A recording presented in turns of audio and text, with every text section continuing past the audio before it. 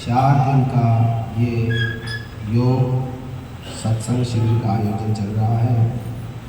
आज उसका तीसरा दिन है, कल भंडारे के साथ उसकी समाप्ति हो जाएगी।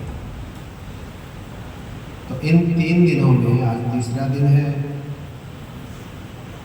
गीता के माध्यम से या भाइयों के वाणी के द्वारा हम लोग एक ही बात समझने का प्रयास कर रहे हैं कि योग सर्वोत्तम विद्या है और अपने चित्त को एकाग्र करना ही योग है।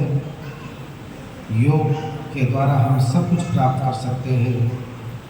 भगवान की वाणी के द्वारा, गीता के द्वारा योग का ही संदेश मिल रहा है, क्योंकि गीता योग शास्त्र है और योग विद्या, जैसे मैंने प्रातः कहा कि उस विद्या का सहारा लेने से हम मुक्ति को प्राप्त करते हैं। यदि हम योगी हो जाते हैं, अपने मन को एकाग्र करते हैं, फिर सारी विद्याएं हमारे अंदर अपने आप आ जाती हैं।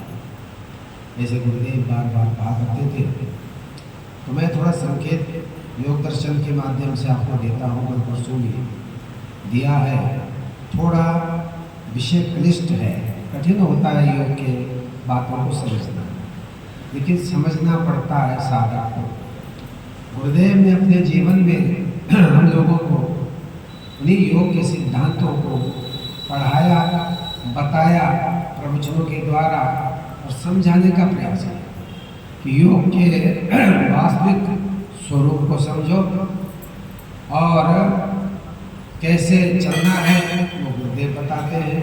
तुम्हारे अंदर क्या क्या कमियां हैं, क्या क्या वृत्तियां हैं, ये गुरुदेव अपने प्रवचनों में बताया है।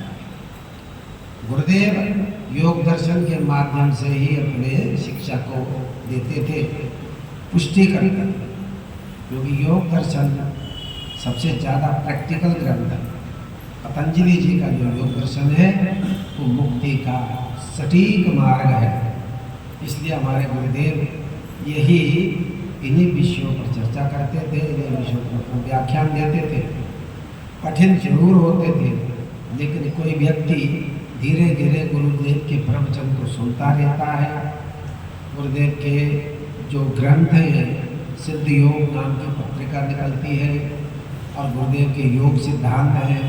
ऐसे जो गुरुदेव के द्वारा लिखे जो ग्रंथ हैं, उनका पठन पाठन करने से भी हमें योग के सिद्धांत समझ में आते हैं, गुरुदेव की वाणी से भी समझ में आते हैं।